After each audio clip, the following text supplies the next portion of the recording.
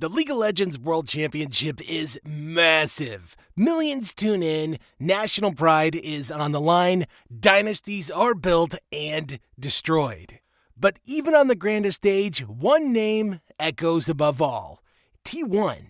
They're defined not just by victory, but by something even harder to measure: the refusal to lose. T1 isn't just one of the most decorated esports organizations in history, they're a team built on mental steel. When other teams tilt, T1 steadies. When the game slips away, T1 grabs it back. In 2016, under the bright lights of the semifinals, two titans of Korean League of Legends met not just to determine who would reach the final, but who would define an era. On one side stood the reigning world champions, SK Telecom T1, with the legendary Faker at the helm, confident, clinical, and seemingly invincible. On the other side, their fiercest rivals, ROX Tigers, a team that had spent the entire year sharpening their blades in the shadows of SKT's dominance, waiting for a single perfect moment to strike. The series was a brutal war. Every inch of the map was contested. Every ward placed was a battle for vision. Every skirmish a test of nerves. But it was Game 3 that shifted the tides. A bold, unprecedented pick: misfortune support. The moment it was locked in, it sent shockwaves across the stadium. ROX didn't just throw a curveball, they straight launched a missile. Their aggressive, coordinated bot lane play dismantled T1's rhythm. Every ult from Misfortune rained down like artillery fire, and T1, usually so composed, looked rattled for the first time in years. Shouldn't be this erratic, but they're buying into, honestly, the hype of this series right now. They find some map early. Look at the way Duke and Bengi magically connect here. Oh my God. The range extension on the Q actually allows Bengi to get behind the enemy. By Game 5, ROX had SKT on the ropes. They drafted with intent, moved with speed, and executed with ruthless efficiency. They controlled vision, choked out jungle camps, and built a lead that should have sealed the series, but T1 didn't flinch. They never do. Looking for the play. This is the fight that could punch Stick into the finals. Prey versus Bang, and Bang wins it. Shock blast is not enough. Bangy on the chase. Not going to get it though. Smeb knocks him back, but it is 5v4. No AD carry for ROX Tigers. In a moment of high-pressure brilliance, SKT made the call to contest Baron, not because they had control, but because they had no other choice. Against the odds, they stole it. That single act, a sliver of timing and execution, was the spark. With Baron-empowered minions and Faker calling the shots, they turned the tide. Every team fight from that point on was a masterclass in patience and poise, and slowly, methodically, they dismantled ROX's lead. When the Nexus fell, it wasn't just a win, it was a statement. The year was 2023, and T1 was no longer the unstoppable juggernaut they once were, but they were still feared, still respected, and still led by the unflinching presence of Faker. Their semi-final matchup against JD Gaming, China's most dominant and explosive squad, was a clash of playstyles, regions, and philosophies. JD Gaming came out swinging with the relentless high-tempo approach. Their early game was suffocating. Tower dives, vision control, objective stacking.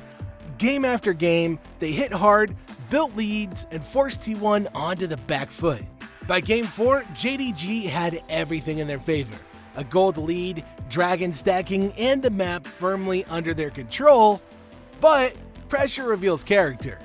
Rather than collapse, T1 slowed the game. Every wave was cleared with caution. Every engage was measured. Back side, Owner still standing with Ruler with the lightning crash now trying to go in, but goes gold and Carrier buys a bit more space for the rest of the team. Arrows coming in from the bars. Ruler incredibly low, but maybe, just maybe, he can turn it back. But Guma's still standing tall. He can't walk into range. T1 starting to feel like an inevitability. They gave nothing away for free. And when the time came, when JDG overextended, when vision lapsed, when a moment of overconfidence appeared, T1 struck.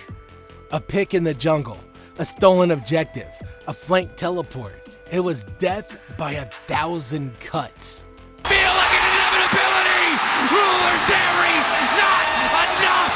T1 are running JDG in circles in these team fights! The gold lead shrank. The crowd shifted, and suddenly T1 wasn't just surviving, they were hunting. That game didn't win them the series. JDG would go on to edge them out in Game 5, but what T1 showed in that comeback wasn't just resilience, it was defiance. They stared down one of the most powerful teams in recent history and reminded the world the champions don't fade quietly. Few series in World's history began with such certainty and ended with such shock. T1, the undefeated Titans of the best-of-5 format, walked into their quarterfinal against Europe's Misfits as overwhelming favorites. Analysts didn't just predict a win, they predicted a clean sweep, a masterclass in how to play. You know, Game 1, it seemed to confirm it. Faker dominated mid lane with surgical control, pressuring the map and collapsing on Misfits' early missteps. Every move Misfits made was punished. Every attempt at initiative was smothered. It was a near-perfect performance, a warning shot from the defending champs. But Game 2? That brought something nobody expected. I'm talking Blitzcrank, a pick almost mocked for its inconsistency. But for Ignar, it wasn't desperation, it was innovation. He turned the chaos of the champion into clarity, landing hook after hook, disrupting T1's formation and setting up explosive plays. Hans Tristana followed up with precision, and suddenly Misfits had done what few other teams ever did. They took a game off of T1 at Worlds. In Game 3, Misfits doubled down. Leona, aggression, dive comps. Add in an S1 Vayne pick into a comp loaded with lockdown. Risky and ultimately disastrous. Misfits coordination overwhelmed T1's bot lane. Baron control, map pressure, tempo, they had it all. And for the first time in history, a Western team stood one win away from eliminating T1 at Worlds. But hey, legends aren't written by letting go. Game 4 was Faker's. He picked Ryze, not the flashiest champion, but in his hands, a lethal weapon. Misfits still had early game power, but T1 absorbed it. When the game hit critical mass, it was Wolf digging deep into his support pool, who became the unlikely hero, blocking damage, soaking engages, keeping his carries alive. One fight at the base, a clutch Braum shield, Honey survives with Trundle's ult, and the counterattack decisive. That one moment gave T1 the foothold they needed, and the comeback was on. Winter Ryze fight ultimate on the coming max through. floor, and here comes SKT right on top of Misfits. The damage is just too much, and SKT take the game into their control. And they can push down mid lane. Game 5 was pure tension. Misfits had the better dragons, the better early game. They grouped, controlled vision, took triple infernals. But T1 played the long game. They slowed the tempo, bought time for Jace to become a split push threat. The map widened, the pressure mounted. These ones in. That's Elder Drake going over to Blank, and they're going to be heading towards the fight. Here comes Huni. Obliterates Power of Evil. He had no chance to get out.